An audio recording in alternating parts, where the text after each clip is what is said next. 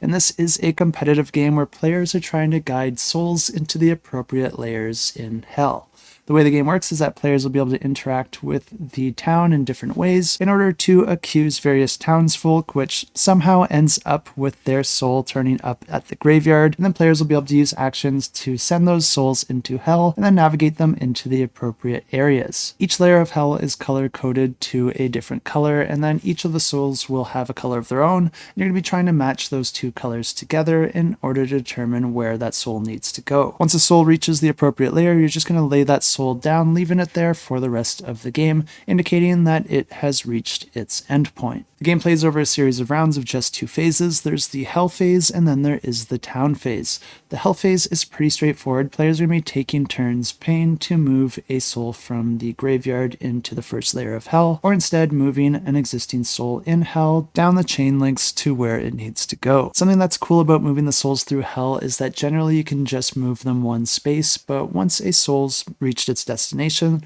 like I said, you're going to be laying it flat and it's going to remain there for the rest of the game. But what's cool about this is that if you move another soul through a soul that's laid down, that essentially acts like a free movement because you'll be able to move through that soul any number of times until you reach a space that is unoccupied. There is one more caveat to this, and that's that there is a certain layer that requires a pass to get through, and players will have to use actions during the town phase in order to get those passes. And you're going to indicate this by putting your colored token in that location of the board, which will allow you to move through that location for the rest of the game. But if you don't have a pass, then you are not allowed to move through that layer. If you're unable to move any of the souls out on the board and you don't have the money to move a soul from the graveyard onto the board, you can take a loan in order to gain additional money in order to do that. But this can come with some consequences at the end of the game depending on your relative position. But the end of the game is triggered immediately on the current player's turn if they're unable to move any souls out on the board,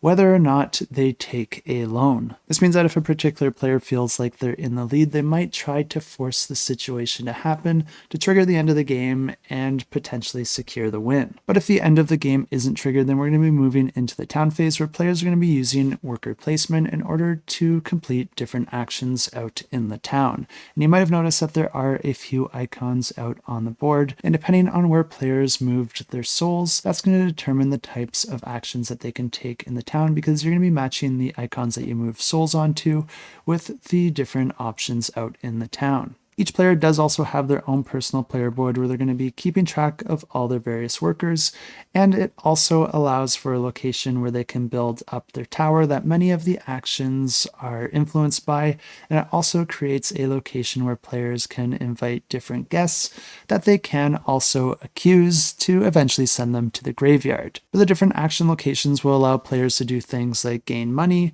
reposition their workers in various locations, gain a pass in order to pass that specific area out on the board, add additional layers to their tower on their personal player board, add resources to your tower to unlock benefits from cards that you can use for the rest of the game, or manipulate the various guardians out in hell that will be able to manipulate the souls on the board in various ways that you could possibly use to your advantage. Like I said, there's also an action that you can use to accuse townsfolk in order to send that particular colored soul to the graveyard. But then there's also going to be these various tracks that players will be able to move up in different ways.